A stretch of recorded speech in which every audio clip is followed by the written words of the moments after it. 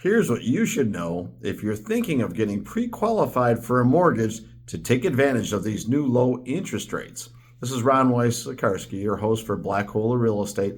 And after spending the last 20 or so years in Florida working with mortgage and real estate, there's a couple of things that I've learned along the way that I think are really going to help someone who's either brand new to buying homes, like your first home, or maybe haven't done it in a while. So the first thing is to understand that a pre-qualification letter is not necessarily as good as a pre-approval letter. And there is a fine line, and lenders are going to mix and match those two terms. So if I was trying to impress a seller that I was able to buy their home, I'd want a pre-approval letter. Now that comes with a little bit of work. See, pre-qualification, that just might be that you clicked online, made an inquiry, and estimated what you made, estimated what you had in the bank, and they gave you this pre-qualification letter that way in the fine print says subject to lender approval, subject to this, subject to that. And a savvy agent or seller is going to say, you know what? All you did was go online, fill out a form. You didn't actually have a hard inquiry on your credit report, and you definitely did not show them pay stubs or bank statements or tax returns. But at least it gives you an idea what the rates might be if all those things stack and rack just the way you think they're going to be. Now, on the pre-approval side, they're going to actually pull your credit. It will be a hard inquiry, which could cause your score to go down a couple of points, so you want to be sure when you click that button. You're going to show them pay stubs. You're going to show them bank statements, maybe a tax return, things like that. They're going to take all of your debts, compare it to the income that's shown, and they're going to come up with a debt-to-income ratio. So it's if you have a student loan, if you have a car payment, if you have Visa cards or anything like that, they're going to add those up and compare it to your income and come up with an amount of money that you could spend on a monthly basis towards a brand new home. And within that, most lenders want to see it below 45% of your income. So if you made $10,000 a month, then $4,500 a month, that's your limit. Now, let's just say that you make $5,000 a month, 60 grand. Well, let's cut that in half a little bit. And now what we're seeing is that 45%, it gets smaller, it's $2,250. And everything's got to fit underneath it. So if you have an $800 car payment and $300 on a student loan, you're down $1,100 before you look at any other credit card debt. So that could really be squeezing your opportunity downward is what you could qualify for. And the banks will do the math for you. And there's calculators on just about every website. But if we talk about pre-qualification, which is where we started, versus pre-approval, you can see now why the pre-approval is stronger. So the next thing you're asking is, well, what if I want to shop the rates? You can do that, and there's a provision in place to limit the damage to your credit score. Any inquiries for mortgage that occur within a 45-day period count as one because you're shopping for a mortgage and you're getting rates and you're learning what qualifies you to get a home loan, what programs might be available for you, or maybe you've got a little bit of work to do. You might have something on the credit that either you weren't aware of or didn't realize had such an impact on your score. And the score is going to matter as well in the qualification process. The bank will look at a number of things, and certainly the score, it's going to play into it.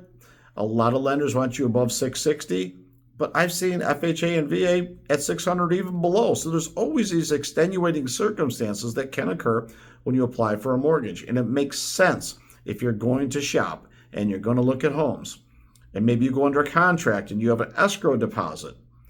Then you would do inspections, and then you would do appraisals. You might be able to get the escrow back if you get turned down for the loan, but you're not going to get back the money for the inspections and appraisal, which can be $1,000 or more. And if you knew in the beginning that you wouldn't qualify, would you really want to spend $1,000? See, I would think that you would not want to do that. And if that's the case, getting the pre-approval done is going to make sense. Have somebody check out your credit, someone that you know and trust, or maybe you've got a good recommendation, or even if they're highly rated. Get one good look at it if you think you're in the market for it. If it all checks out, then you can shop the rates. And if it doesn't, you know that you have some work to do, and you wouldn't want to do anything to jeopardize your credit score any further. Now, what can we do to help ourselves along? Well, the first thing is trade lines. If you've got a car payment And let's just say that there's $500 payment and there's $4,000 left on it. If there's less than 10 months, most banks are going to wash that away and say, you know what? We're not going to count that in your debt to income ratio because it's going to be paid off about the time you get a house or maybe a little sooner. That's going to happen. So that they may not count that, and you should ask for that. It's also an open trade line that's been open for 4 or 5 years, and I'm going to come back to why that might be important to keep that on there.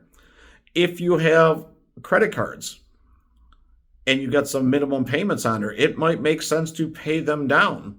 It might not make sense. If they're small, if it's $11 a month, it's probably not stopping you getting a home. And if it costs a few $100s to pay that off, maybe that's money that's better spent towards your down payment. And again, a qualified lender is going to guide you through what you should pay off, what you should pay down, and what you should just leave alone and keep in the bank, because you also need money for your down payment and your closing costs. So if you've got the car loan and you've got the Visa card and you're thinking of paying those down, that's okay. Let's suppose you've got plenty of money to just pay them off and still have money for closing costs and still have money for the down payment and things afterwards in your reserves. If you were to pay off your car payment, that closes out that trade line.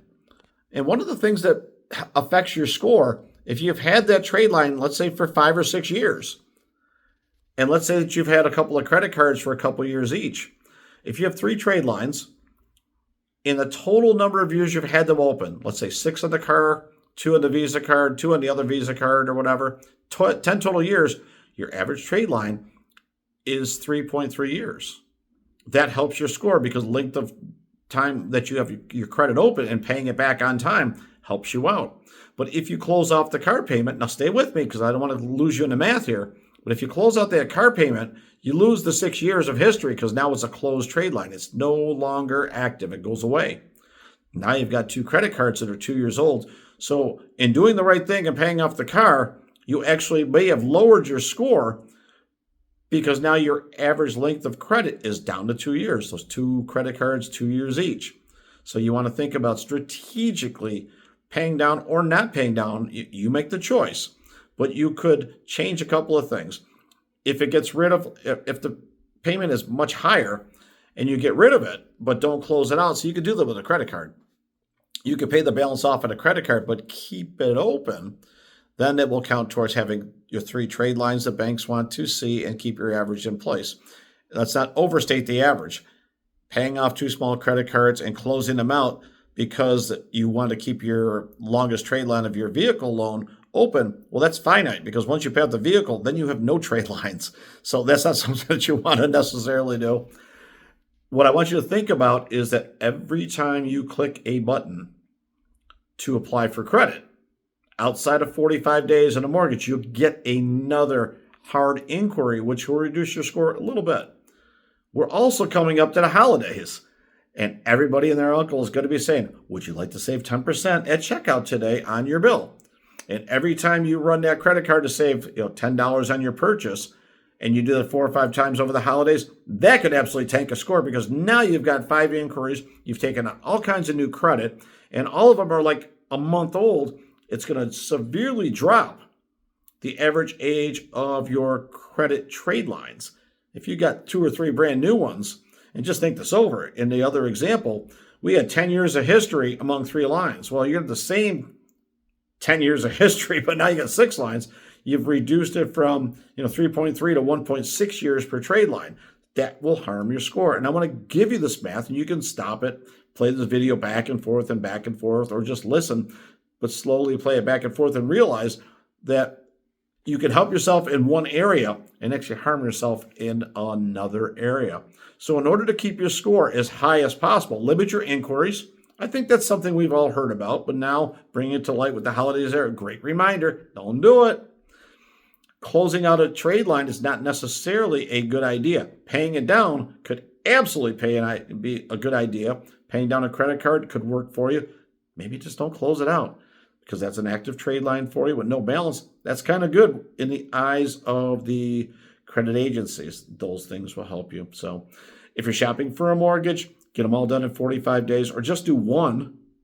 If you know that you're in the market to buy a house, you're going to make an offer in the next 30 to 60 days, it could be to an advantage of yours to have all the information in place with the lender. So if lightning strikes, and even though you're not buying for 2 or 3 months, but you find the perfect house this weekend, you'll be ready to go. And if you don't get the perfect house that quickly, it's okay, because you still have everything in place. You can work on your credit. And if your score is pretty good right now and you want to make it better, I've given you a couple of ideas of how to do that. Long story short, the credit worthiness of the borrower is going to go a long way to getting the best possible interest rate, but it might also be the very thing that helps you win if it's a multiple offer situation, or gets a seller to accept less than the asking price. If your credit and pre-approval look pretty good, and they'll say it on the letter, hey, you're qualified for this certain price and this certain closing date, and you're good to go, that's going to help you. Because I got to be honest with you, listing agents, they can call the lender that you have the pre-qualification letter on, and while they can't ask the credit score and debt-to-income ratio and a number of other things, they can at least ask, have you qualified with the buyer? Have they sent you all the documentation they need for approval? And is it just ready for a property for a quick closing, or are we looking at a couple of months of them working on things? They'll probably give that listing agent an answer, and they wouldn't be out of bounds by doing so as long as they don't reveal sensitive information. So there's a lot of reason to get pre-qualified that can really help you over time. Main thing is, let's be smart about it. A pre-approval is always going to be more powerful than just some pre-qualification that may not be worth the paper that is printed on. I hope this helped you out. I want you to be thinking about, if you're going to buy a property, the rates are going to be lower in the next couple of weeks. And again, in December, the Fed is going to be dropping rates. So it doesn't mean to buy right now. It just means the opportunity gets better and better over the next couple of months. We'll be watching those rates. And if you need any help at all getting pre-qualified, drop us a line. We'll get you connected with the right people. This is Ron Weiss-Zakarski for the Black Hole of Real Estate.